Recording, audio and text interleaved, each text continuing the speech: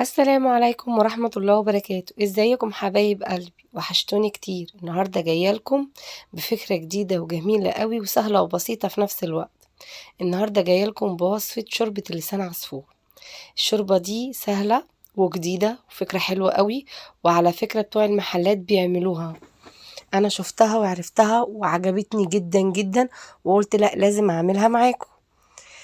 ان شاء الله هتعجبكم وهتحبوها قوي، ويا ريت اللي يجربها يبعت لي يكتب لي في الكومنتات، وما تنسوش اللايك والسبسكرايب وكومنت حلو منكم، ويا رب يعجبكم. النهارده الشوربه بتاعتنا وفيها كمان مكونات جديده عمر ما حد فكر ان هو ممكن يعملها. ان شاء الله هيعجبكم الفيديو، ويلا بينا هنعملها مع بعض. شفتوا كده جماله وحلاوته؟ بجد والله طعمه حلو قوي. ويلا بينا نبدأ مع بعض. معانا الحلة بتاعتنا ومعلقة سمنة،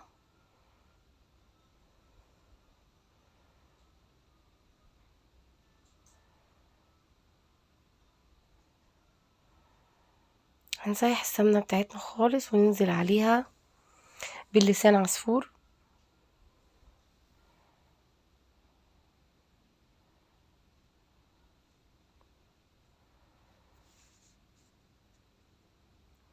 قلنا نزود بقى الكمية شوية.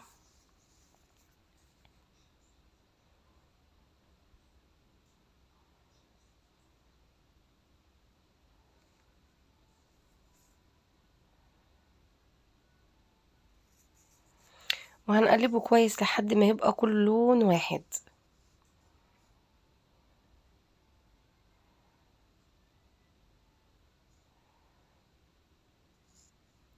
كده دخل في اللون اللي هو كله لون واحد، دخل في التحمير. هنعمل ايه بقى؟ هننزل عليه بصلاية صغيرة،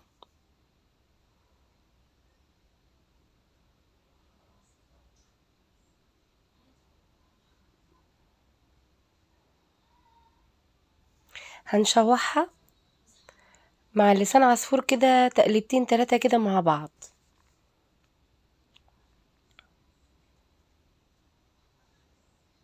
لما خلاص الاقي انها دبلت، فاروح عامله ايه بقى؟ اروح منزله الجزر، بس الجزر مش هنسيبه مده طويله عشان يبقى في المضغ يكون حلو لسه يعني. تقلبتين بس بسيطه كده خلاص. هننزل بقى بالشوربه بتاعتنا.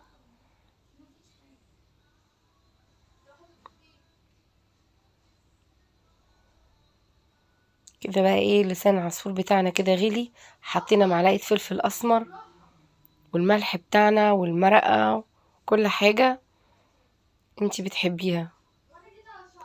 في بقى مكون جديد احنا لسه ما حطيناهوش، ايه هو؟ يلا بينا اقول لكم. معانا كوبايه لبن. بصوا بقى لونه بقى عامل ازاي، بجد يا جماعه والله طعمه حلو جدا. ده المكون الجديد اللي معانا،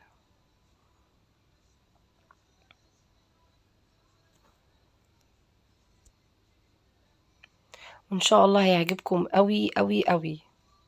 كده معانا عملنا المقادير بتاعت شوربة اللسان عصفور بتاعتنا. الشوربة دي زيها زي بتاعت المحلات بالظبط، ويا رب تعجبكم. كده بقى هنغرف مع بعض الشوربة بتاعتنا، وان شاء الله هتعجبكم. وكده اخر حاجة عملناها. وايه رأيكم في طريقة شوربة اللسان عصفور؟ وان شاء الله هيعجبكم. ما تنسوش اللايك والسبسكرايب وكومنت منكم حلو. والسلام عليكم ورحمة الله وبركاته.